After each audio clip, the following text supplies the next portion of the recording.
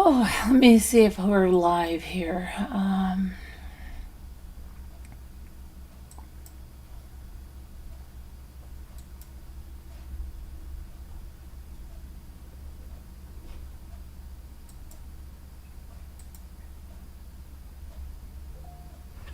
Okay, hey.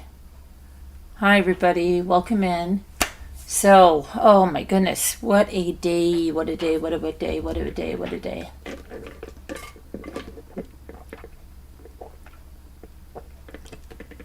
Finishing the last of my iced coffee here. Okay, so I told you in the car on my ADD drive that it was that I was unplugged. We were painting waterfalls. We went chasing waterfalls this week. We were painting waterfalls. And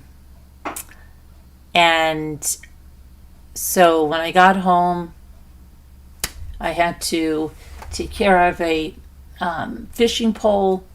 Hi, Vanessa. How are you? I had to take care of a fishing pole situation and get that fixed. And then I spoke to Ethan, I spoke to Jimmy and Luke, and got caught up on everything there. Ethan's having a great time. Starts classes tomorrow. So, now I've got the hiccups. So, I've been unplugged from news. So, I quickly looked at some stuff, and I see that Jake Haro brought investigators out.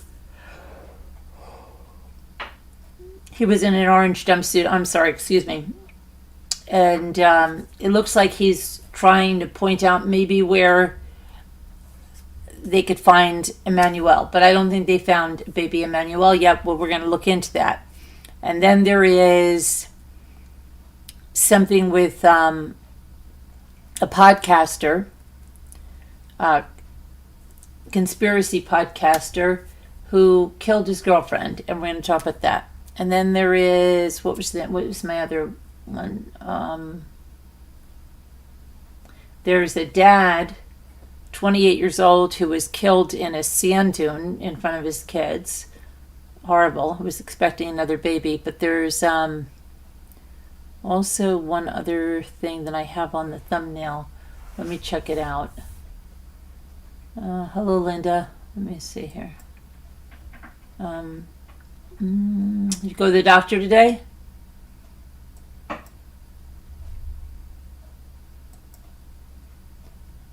Oh, the hiker in Tennessee who died after he was bitten by a poisonous snake in Tennessee. Tennessee has not been very good lately, huh? Lot of stuff happening there. All right, let's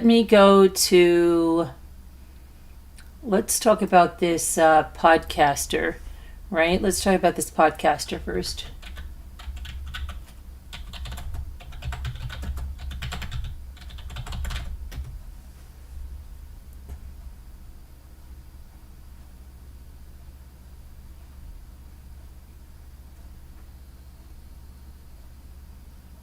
Tobias, his name is Tobias Nuttall. Nuttall, was he a nutter? Well, he is charged with killing his girlfriend. So let's see what's going on with this guy. Oh gosh, I'm so sorry. Please. Oh, and I'm not going to stop yawning. Come on now, Caroline. Okay, so Tobias Nuttall, 32 years old, is accused of stabbing and killing his 30-year-old girlfriend to death on Wednesday. His partner that he killed was the co-host of his podcast. Now, their podcast was about the occult, the magic, spirituality, clandestine things, conspiracy, etc. and this happens in Perth, Australia. So let me see here what's going on here.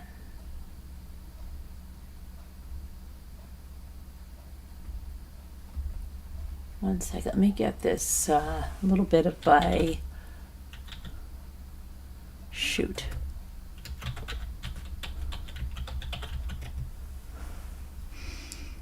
Okay, so Perth is the capital city of Western Australia. It's the fourth most populated city in Australia, and it has a population of over 2.3 million people. So let's get a little background of where this happened. And where's my glasses? Okay, hold on.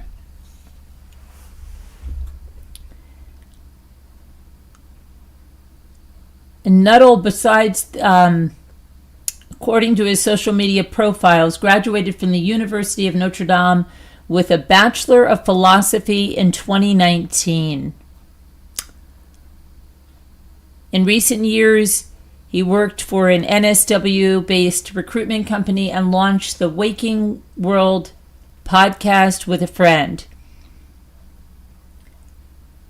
Waking World is where reality gets a reality check is their caption.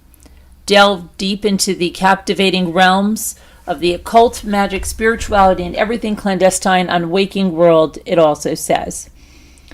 And then it also goes on to say, as two inquisitive minds on a quest for truth, they pull back the curtains of the mundane to reveal a world bubbling with mysteries, hidden agendas, and esoteric knowledge. Aside from hosting, Nuttall also appeared as a guest speaker on other podcasts, most recently featuring, he was featured on a UK broadcast shared to YouTube just 3 days ago. Police and forensic officers remained on the scene on Thursday when they scoured the area for evidence. So let's find out a little more about this guy, Tobias Nuttall. Tobias Nuttall.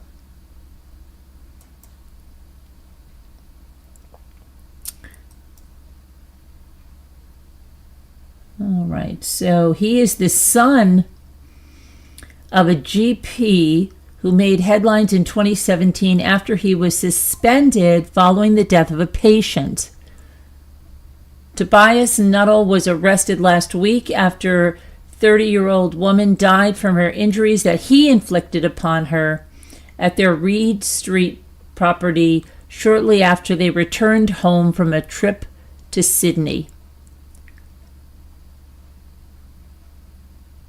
In 2017, Nuttall's father, Dr. Alistair Nuttall, was found by state administration,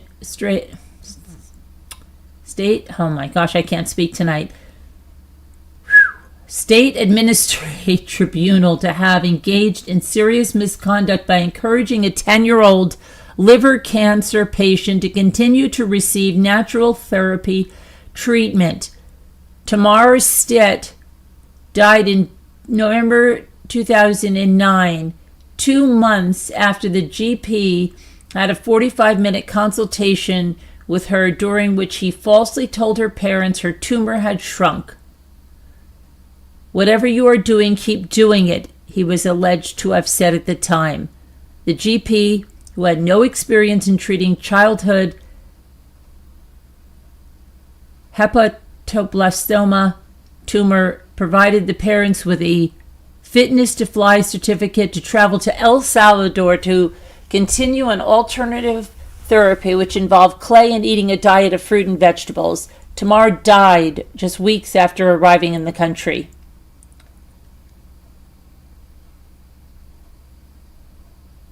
During evidence, it was revealed that Dr. Nuttall had developed a reputation for seeing cancer patients using alternative treatments. The doctor was suspended from practicing for 12 months. Online records show he now works at a practice in Mullumbimby in New South Wales.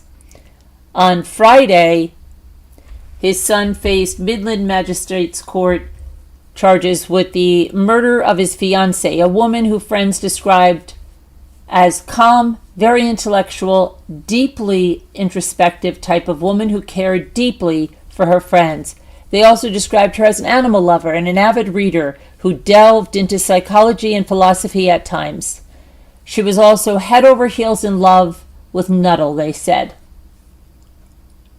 What happened in the moments leading up to her death has mystified them. The pair had been over east for a court case, with Nuttall seeking compensation for a back injury after he had been run over by a car. Oh boy. The girlfriend's tattoos were a form of her self-expression and an extension of her spirit. She had an interest in the occult, but more of a hobby. 6 weeks ago, she appeared on Nuttall's podcast, who he co-hosted with a friend, Dale. I'm so sorry, so she was not the co-host. On the episode, she talked about being in the sex industry and becoming an escort during COVID, when the bars where she had been working as a stripper were forced to close. She told the show's listeners that she was born in New Zealand and moved to Western Australia as a child, living in a remote, far north town in the desert. She went to a strict all-girls Catholic boarding school in Perth. On Friday, Waking World co-host Dale released an episode talking about the woman's death and Nuttall's subsequent arrest, and claimed Nuttall's family did not approve of the pair's relationship. Nuttall, who grew up in an affluent suburb of Brigadoon, was a pupil at the prestigious Guildford Grammar School, graduating in 2010. According to online sources, Nuttall later graduated from the University of Notre Dame with a degree in philosophy, had been working in Sydney where he met his Waking World podcast host 2 years ago. Dale described Nuttall as someone who came from a normal family, but he was like someone you've never met before. Dale said, and I quote, "I've loved Toby for the last 2 years. I've never met anyone like him. And I don't think many of you have. I think a lot of you haven't heard anyone quite like Toby when he's talking about things. It's what made him so interesting." He told listeners Nuttall had returned to Perth to study to become a teacher, but was kicked out after tutors learned about the pair's podcast. Dale and Nuttall and his partner were both into rituals and magic to affect outcomes. "I grew quite close to Toby, as I think anyone that listened to him has as well," Dale said. "He's a very, very likable guy. He's a totally unique character. He's like no one else you've ever met." However, Dale said, Nuttall lived a solitary life. On Friday, Nuttall was remanded into custody and will be back before the courts on September 17th. And so we don't even know why he stabbed her to death, right? What was up with that? I don't know. Okay. All right, now we're going to talk about the hiker. And then we're going to talk about Emmanuel.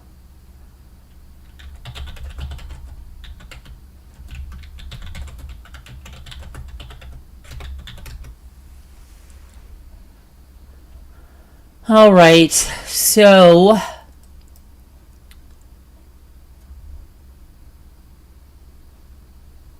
Tennessee hiker died after he was bitten by a timber rattlesnake. And hold on, I'm trying to get this. Hang on 1 second.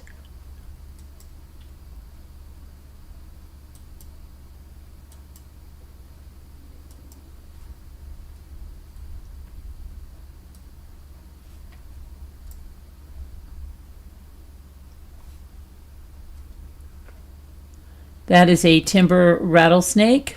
Do you see it? Keep your distance.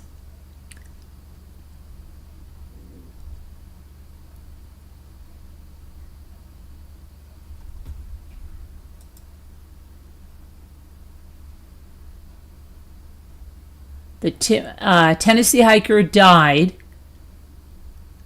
after he was bitten by a timber rattlesnake. The hiker picked up the snake while walking on a trail and was bitten on the hand. He died shortly after being admitted to the hospital.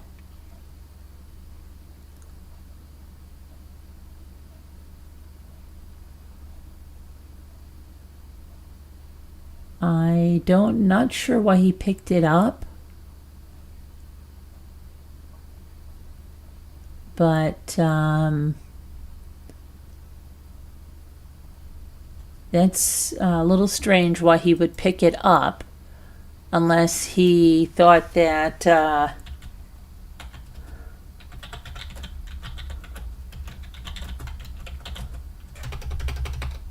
and I wonder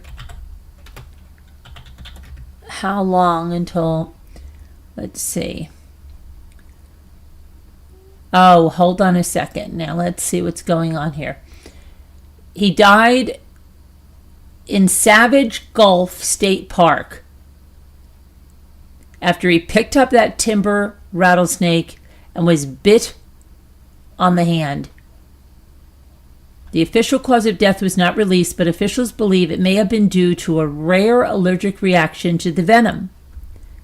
This incident serves as a reminder for hikers to avoid handling snakes and to seek immediate medical attention if bitten. Okay, well, so he seemed to have an allergic reaction, but the full cause of death has yet to be released. And it was in the Savage Gulf State Park. So if you're going to the Savage Gulf State Park, be aware there's timber rattlesnakes there, and don't go picking them up. I'm just saying that. It's a warning to people. Okay. Hello, Gail. Hi, Jen Grill. How you doing? Okay, now on to Jake. Why do I keep calling him Josh Haro, who was out. And what it seemed to be was that he was probably asked to show the investigators where baby Emmanuel's remains are. Now, is he giving them a wild goose chase, or what is this man doing? So let's go back over here and get the snake off the screen. Here they are in the field, right? Okay. And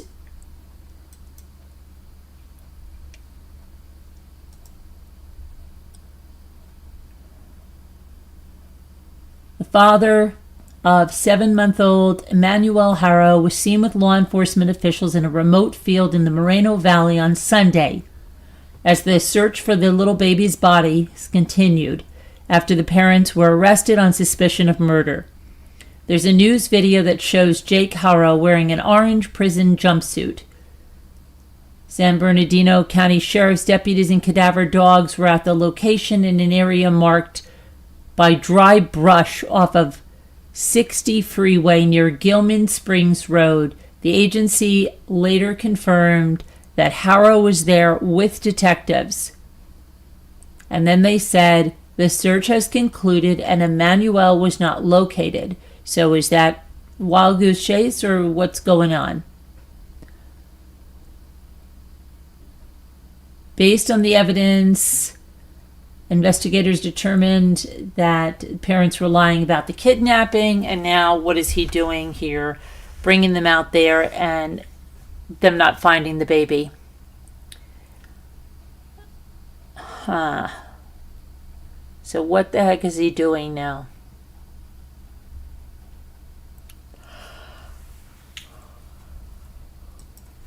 Let's see if we can find any more information about what these two are doing.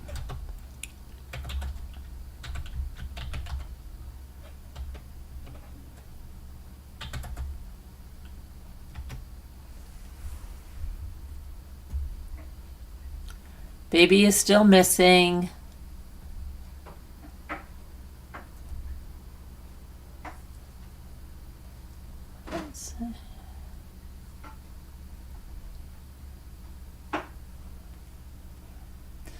So, did he forget where the baby was? Is he purposely misleading investigators? I don't know here, but we'll have to see what the heck this guy is doing now. They had cadaver dogs there, detectives, and they've concluded the search and said that they have not found Emmanuel's remains. Okay, so that's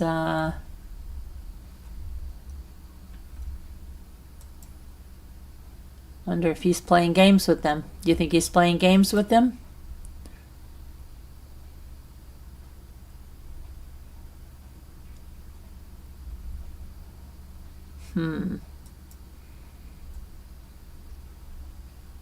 Well, maybe he is.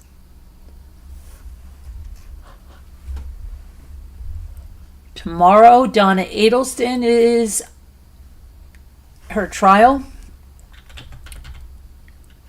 is continuing, right? I shouldn't say continuing with a court case because that means it will resume.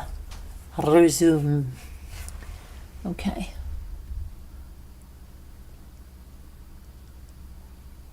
Let's see what we can expect.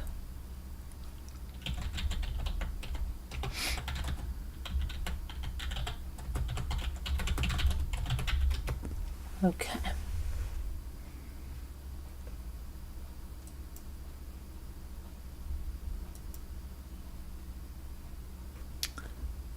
Let me get Donna's picture because we're going to talk about Donna for a few minutes.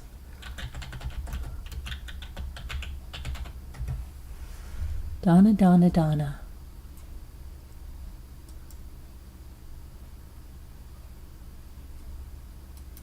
The cardigan wearing, sugar cookie cooking, baking, Grammy. And you believe that? Any of you believe that? Do any of you believe that? No, you don't. I don't think you do. You might. Why is she wearing headphones? Is she can't hear well? What's going on? What's with the headphones? It kind of reminds me of Michelle Triconis, who suddenly couldn't understand English. Okay.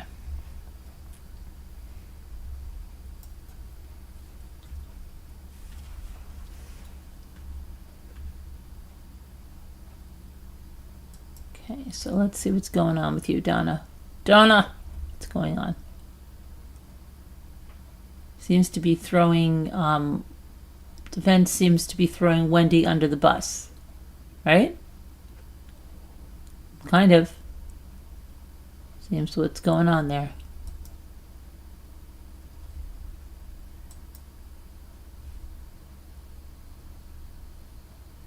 So let's recap a little bit about this. She, again, is facing charges of first-degree murder as well as conspiracy and solicitation to commit first-degree murder. The trial is expected to go into September, and she could spend the rest of her life in prison. After 3 days of questioning, they sat 12 jurors with 2 alternates on Thursday.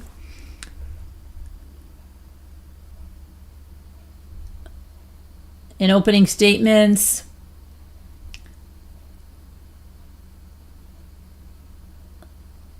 let me see here. She was painted as the calculated and controlling matriarch of a wealthy South Florida family with the means and the motive to orchestrate the murder of her ex-son-in-law, whom she hated. The disdain grew from his standing in the way of letting her daughter and 2 young grandsons leave Tallahassee and relocate to South Florida so they could live closer to Donna, Harvey, and the rest of the family. more than 370 miles away from where their father, Dan Markel, taught at the University of Florida. He was a law professor. Authorities say the Adelsons considered offering Dan Markel $1 million so that Wendy could relocate with the boys to South Florida. After he got a court order that prevented the move and the decision was with prejudice, it was done and over with. So, what did they do? They began to plot his death, with Donna Adelson as the driving force, according to the prosecution. And the prosecutor, Dugan, said the defendant said that she would never give up and never stop fighting for Wendy and the boys to be relocated to Miami, and she never did, said Sarah Dugan. The defendant acted in furtherance of this murder plot that went beyond just thinking about it or talking about it, and these acts make her guilty as a principal in first-degree murder, just as if she was the one pulling the trigger in that garage herself, Dugan added. Throughout the trial, Adelson has played an active role in her own defense, writing notes in the legal pad, studying prosecutors and witnesses, and giving her thoughts on that to her defense team. Now, the defense attorneys insisted the state doesn't have sufficient evidence to link Donna Adelson to the murder plot. And they said, hey, we're acknowledging this was devastating and outrageous in its cruelty, and that Dan Markel did not deserve what happened to him. But they said the roles in his murder were played by others, including the hired gunman and Donna's own son, Charlie, who they say handed over the money to pay for the murder.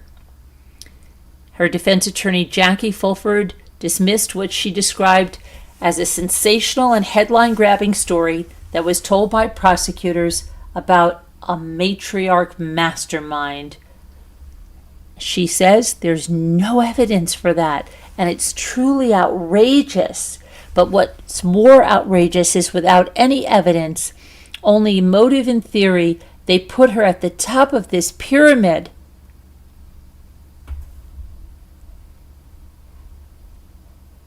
Now, Harvey and Wendy, Harvey, Donna's husband, Wendy, her daughter, have denied any involvement in this murder.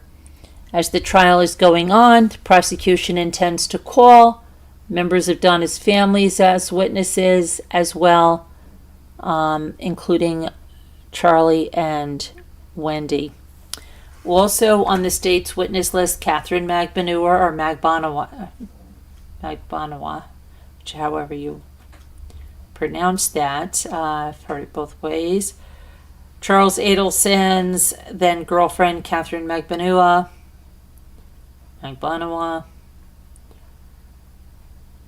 Prosecutors say that Catherine Katie was the go-between between Sigfrido Garcia, that was Katie's baby daddy, and Luis Rivera, his friend. They were the two guys that drove to Tallahassee in that Prius. Remember that the gun went off and it went through the floorboard of the Prius. They had to stop and fix that because it hit the gas line. Now, Rivera took the stand. He is a witness for the prosecution, and he was also testifying in the other trials. He took the stand on Friday and said he didn't believe that Donna Adelson was involved in the murder. He understood that it was meant to give Wendy Adelson full custody of the boys. Interesting.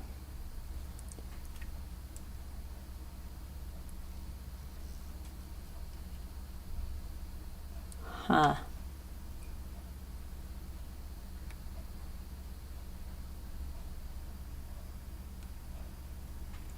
So tomorrow, I believe I have to finish watching tonight because I've gotten through opening statements and the first witness, but I have to get through Garcia to see if he's done with his testimony or that's continuing on Monday. But whatever it is, I will be watching on Monday. I hope that you are too. And we'll see what happens with Donna. I mean, let's see if there's any other news about Donna Adelson. I told you she was admonished by the judge, but about her showing all that emotion, right?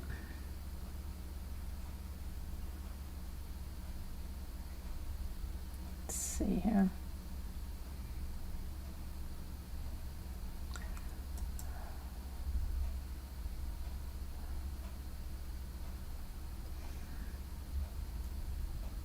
Okay, here we go. Let's look at this.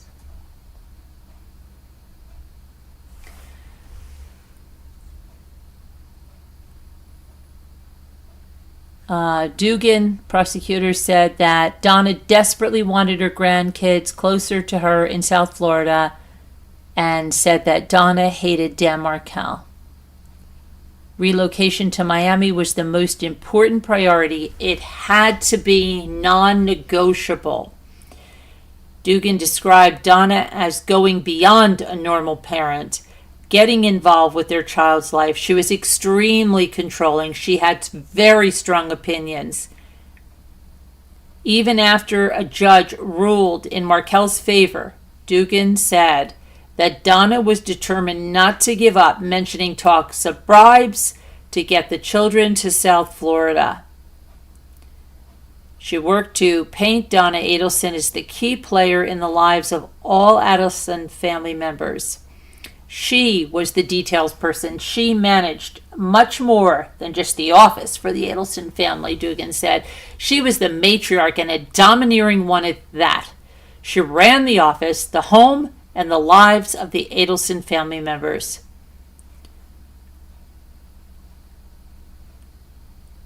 Okay, and this is the fourth time in 6 years that the state's account of how they say this murder happened has been played out there in court.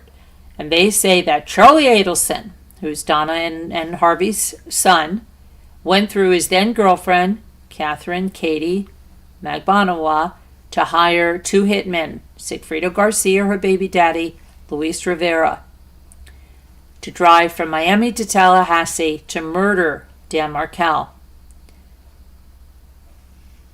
The Adelsons used cash from their dental business to pay Magbanua and the hitman. Now, they offered cash discounts in their dental practice, so that is something that's also going to show where all that came from. And Charlie Adelson kept his money in a very particular way. He stapled it. He stapled thousands, hundreds, every thousand he would staple them. So they're going to describe the staples in the money that they get, and that's going to be another link of how it came from Charles Adelson. Now, Dugan then said that Katie Magbanua started to get paychecks from the Adelsons' dental business soon after the murder of Dan Markel. And who was issuing those checks? Donna Adelson. Every 2 weeks, just about, even though Katie Magbanua didn't work there. Then she talked about the bump, which was the effort by an undercover FBI agent to get the Adelsons to think someone knew about the murder and was trying to blackmail them.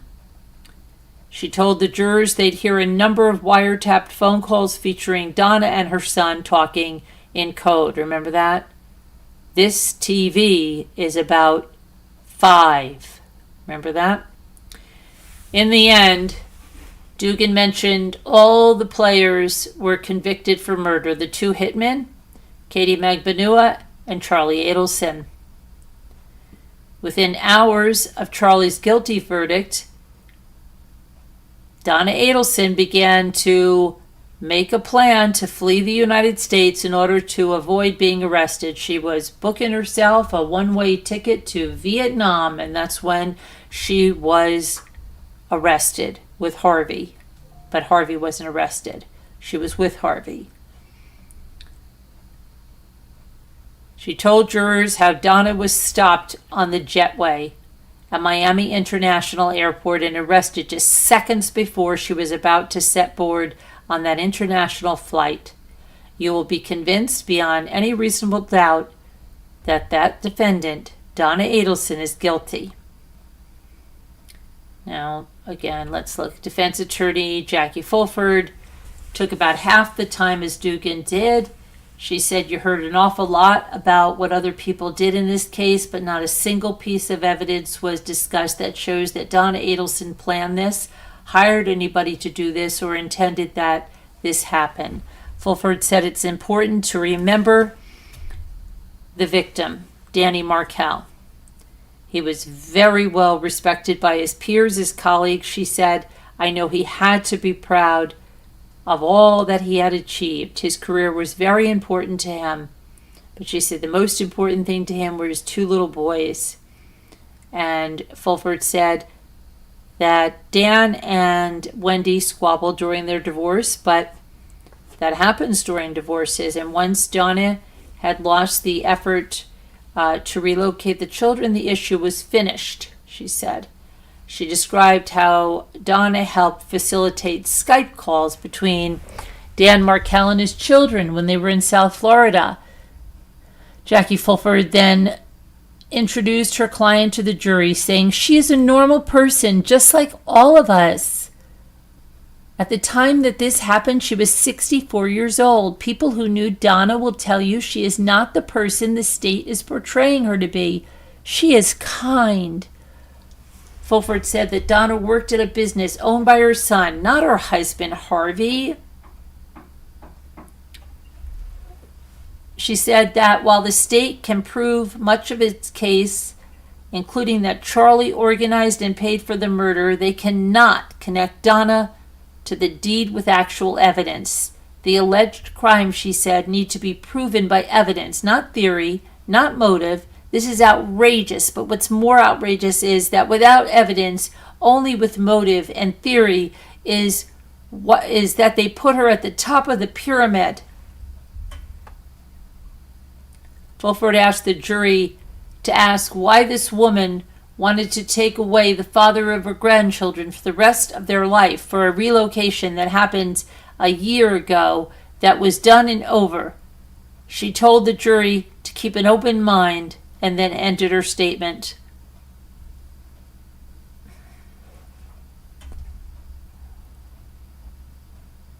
So that will be back tomorrow. And let me see what you guys are saying.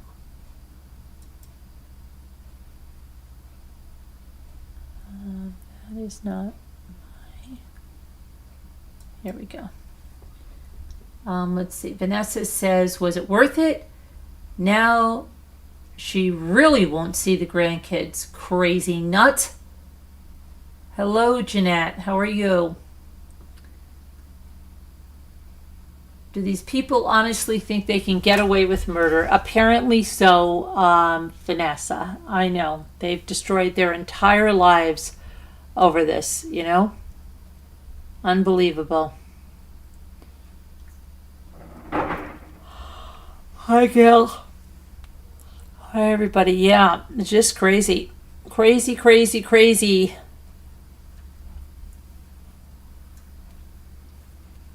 All right.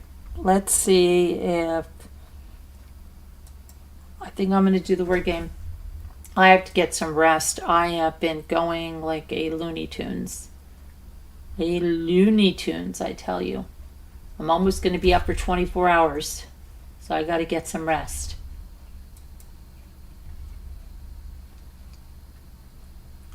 Gotta get some rest.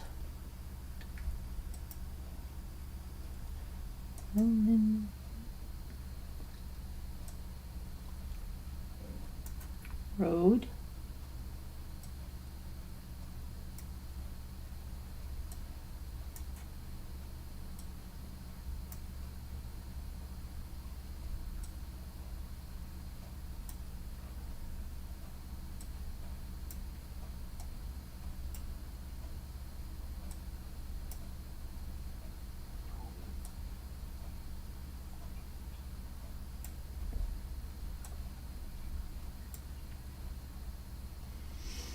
Let's see. Ado. Do.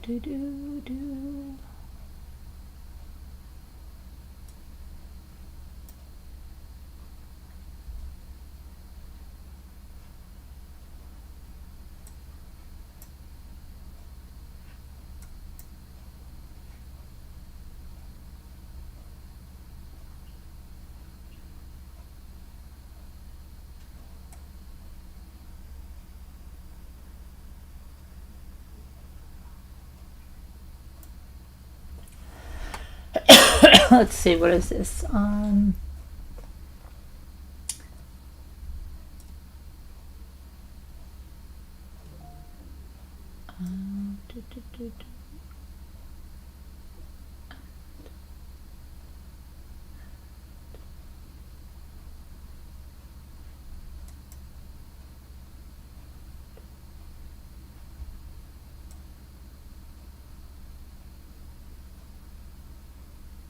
Add Ford.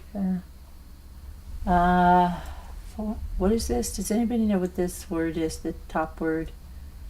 Radford? No.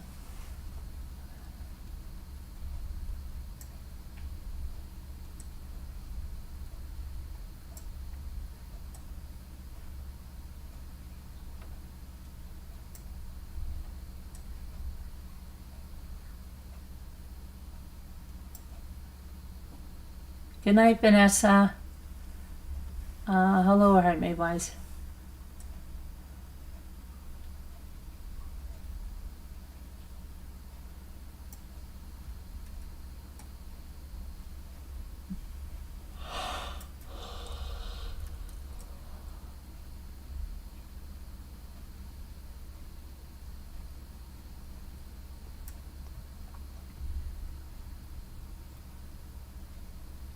Oh, a Ford, yeah. Very good, Heart. Yay, we did it. We did it.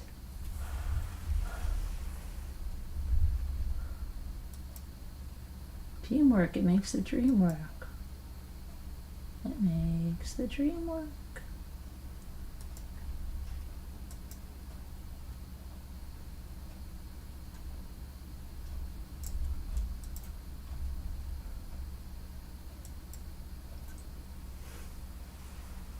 Oh, goodness.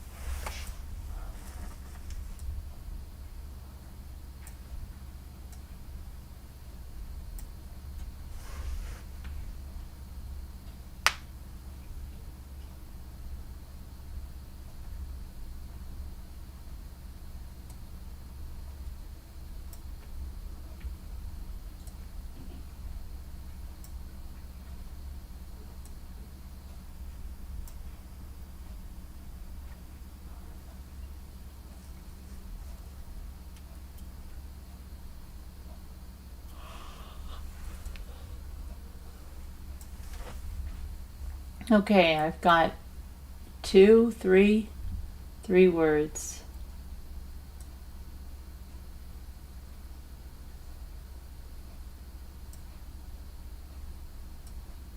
Dry. Okay, Gail, yeah. Dry.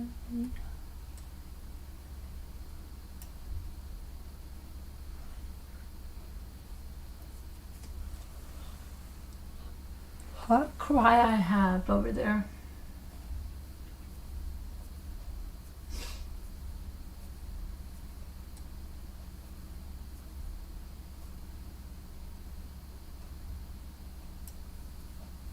Got that one.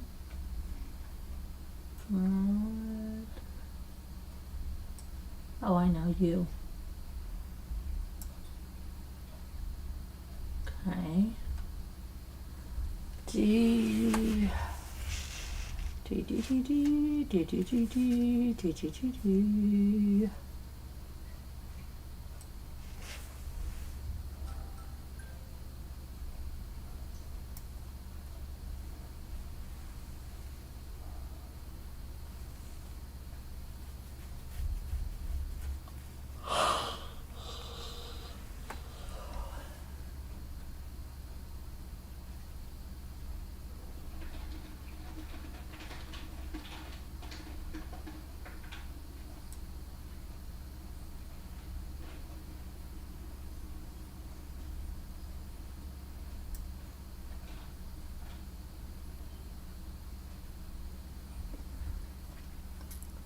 Okay.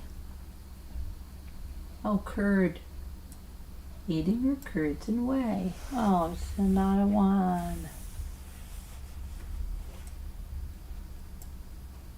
Dower. Okay.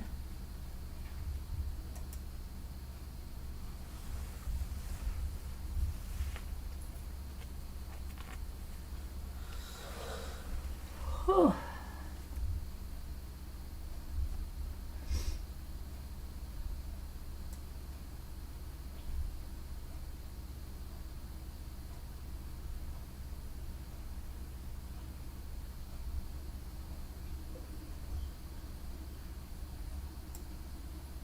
Corduroy. Yay. Song sung blue. I don't know why I just thought about that from my first grade.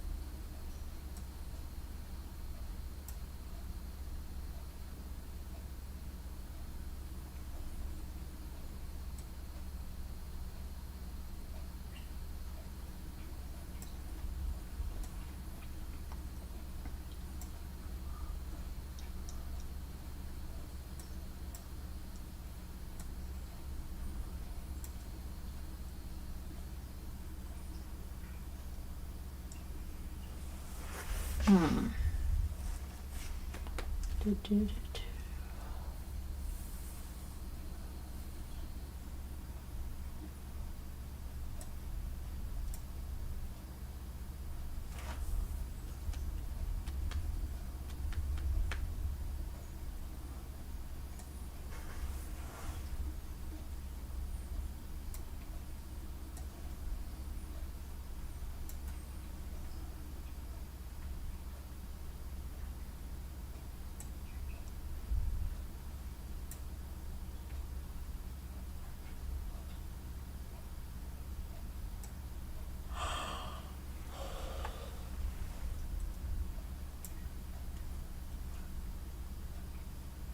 I tried gobs, it didn't work.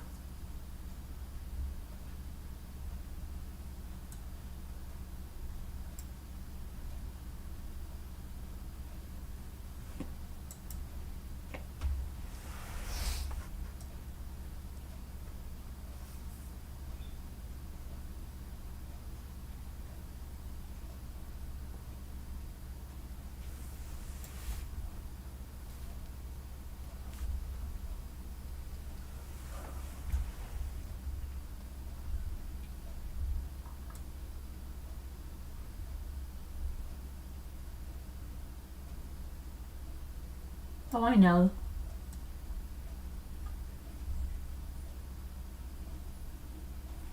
Songbook. Oh, bongo. That's good heart. Oh, it wasn't there. Can you believe that? Neither one was there. Oh my goodness. That's crazy.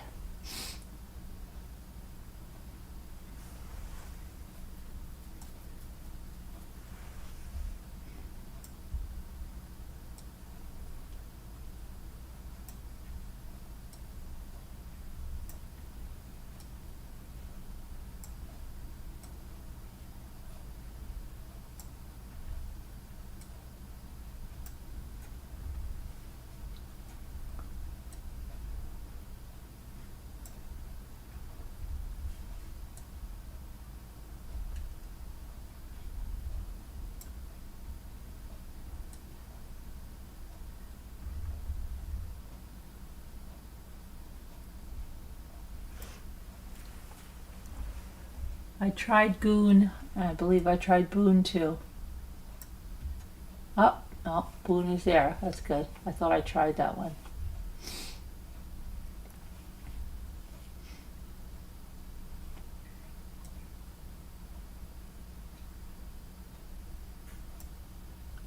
Nook is good. That'll probably be there.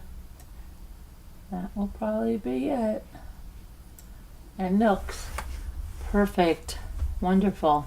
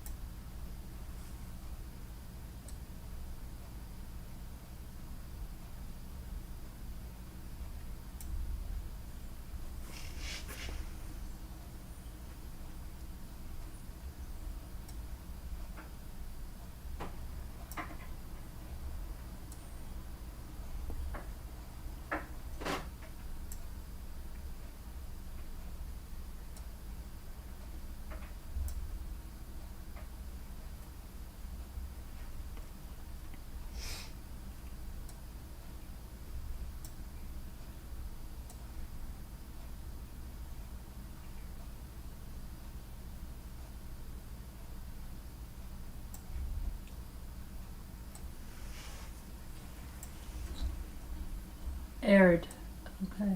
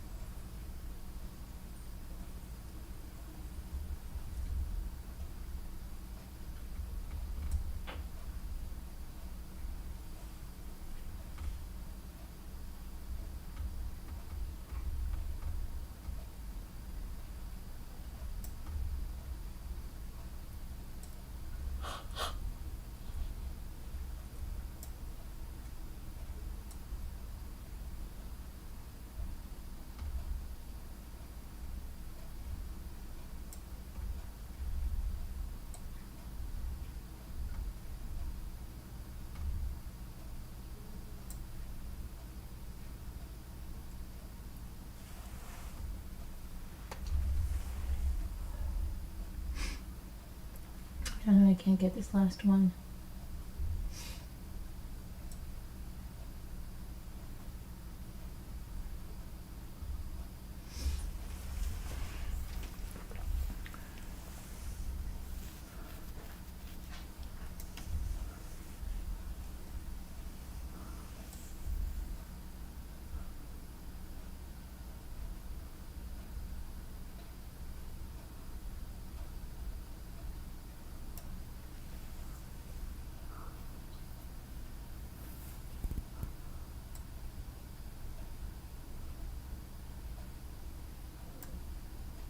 There we go.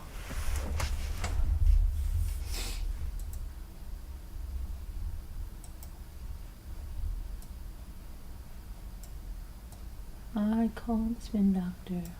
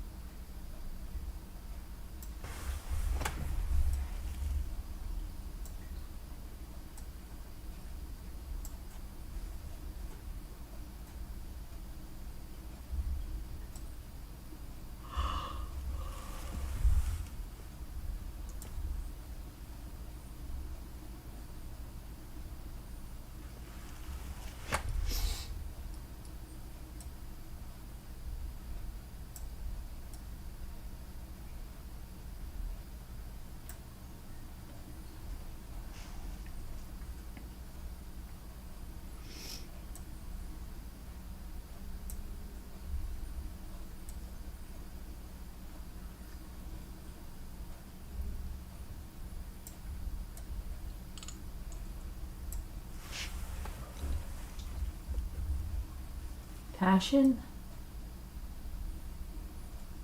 Very good. Pains. Pain. Pains.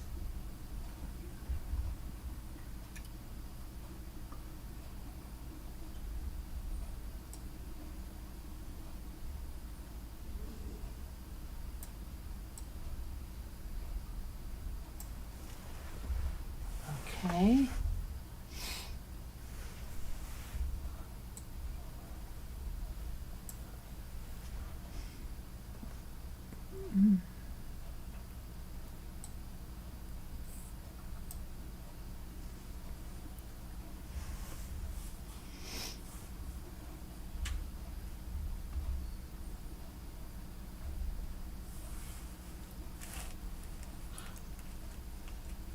Oh my goodness.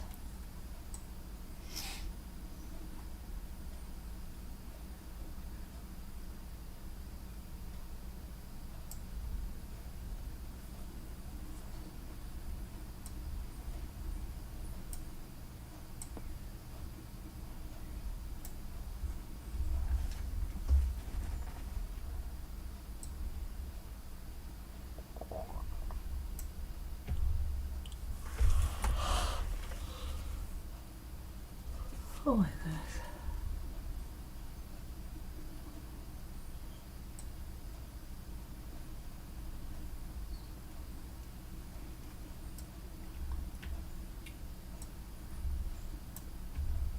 Stops, okay.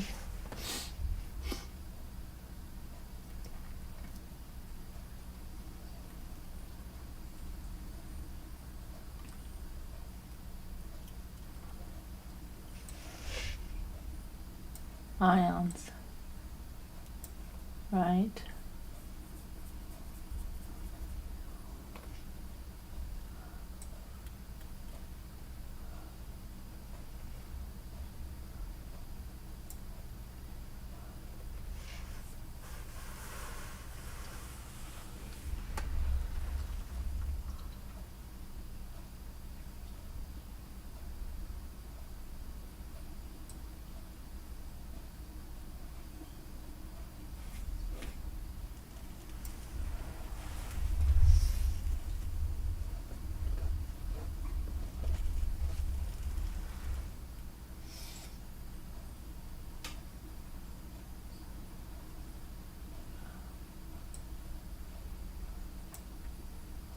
Sounds, yeah.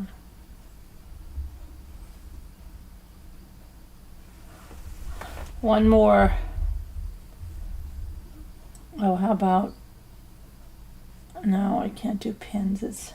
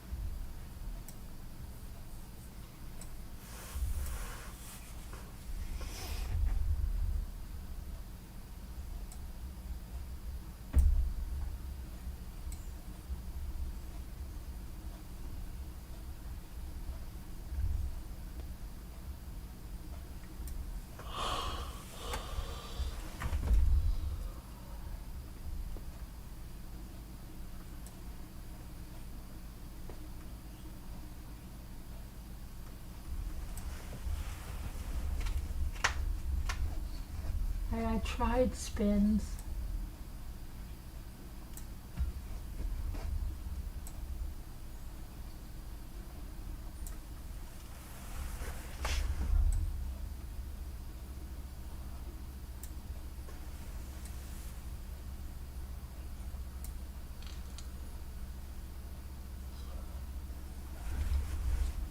Spars? No, there's no.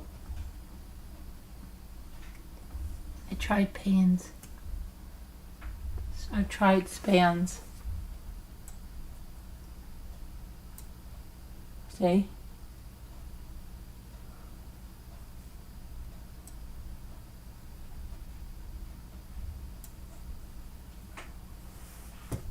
Tried panes.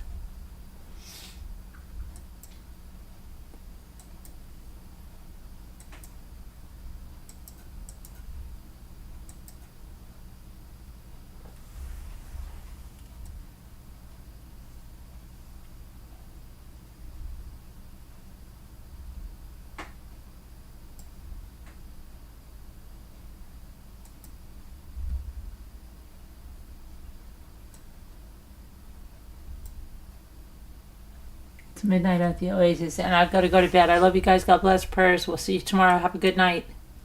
Good night. Good night.